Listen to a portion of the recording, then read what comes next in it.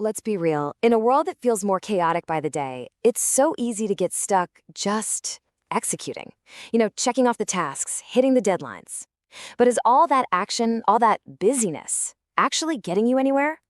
Today, we're going to dig into the difference between just doing stuff and actually strategically winning the game.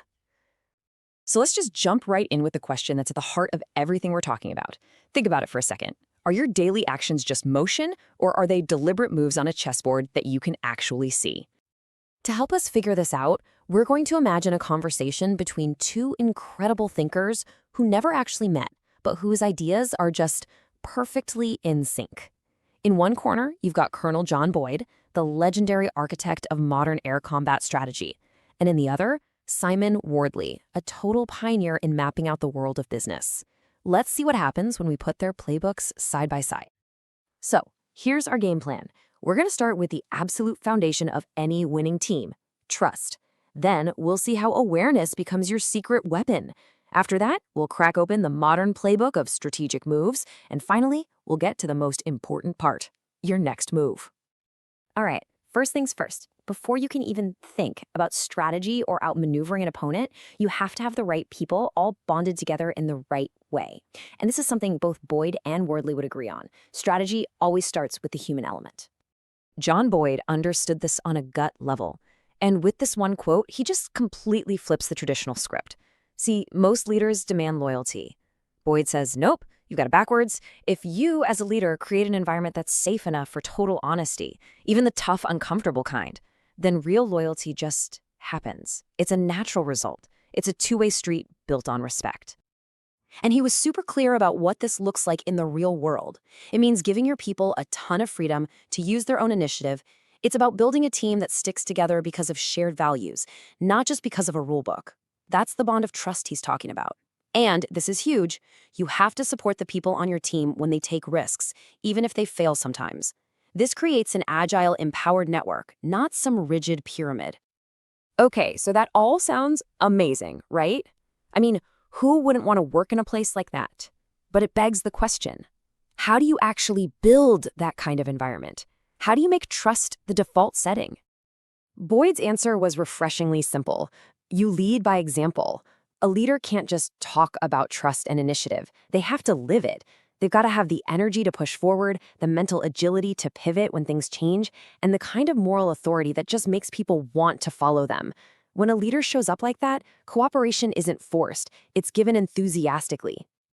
Okay, so you've built your team on a rock-solid foundation of trust. What's next?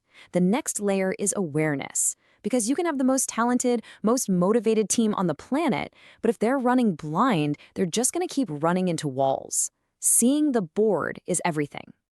And this is where Boyd's famous OODA loop comes in. That's observe, orient, decide, and act. The whole goal in any kind of competition, military or business, is to cycle through that loop faster than your opponent. When you do that, you're not just moving quicker. You are actively warping their reality. You disorient them so badly they can't even figure out what's really going on, let alone do anything about it. You've basically trapped them inside their own head. And here it is. This is the amazing link between our two strategists. See, Boyd's entire game was about creating that disorientation in a smart, capable enemy. But then Simon Wardley comes along, looks at the business world, and has this stunning realization. He doesn't need to create blindness. Most companies are already operating as if they're completely blindfolded. They have almost zero situational awareness. This observation led Wardley to question one of the biggest, most repeated mantras in the business world, the idea that execution is everything. You've heard it a million times. But if everyone's just executing blindly, does being a little bit better at executing even matter? Or is the real advantage the ability to actually see the landscape in the first place? So, like a good strategist, he decided to test it. He took over 160 companies and plotted them on a simple map. On one axis, he measured their propensity for action. Basically, how good are you at getting stuff done? And on the other axis, he measured their situational awareness. How well do you actually understand the game you're playing? And the results were absolutely staggering. I mean, just look at this chart. The companies with tons of action but low awareness, the execution is everything crowd, they were basically flat. They went nowhere. But that group on the far right, the ones with both high awareness and a high propensity for action, they blew everyone else out of the water. Awareness wasn't just another factor, it was the ultimate performance multiplier. As Wardley himself said, just having a focus on action is not enough. All that energy, all that brilliant execution, without awareness is just high-speed noise. You might be the fastest car on the road, but if you don't have a map, you're just getting lost more quickly than anyone else. So, if awareness is the key, the secret sauce, then what do we do with it? This is where our deep dive gets really practical. It's time to turn that clarity, that awareness, into a concrete playbook of moves you can actually make. Wardley lays out a few core principles. First, no surprise here, focus on high situational awareness. Always look before you leap. Second, move fast. This sounds a lot like Boyd's OODA loop, right?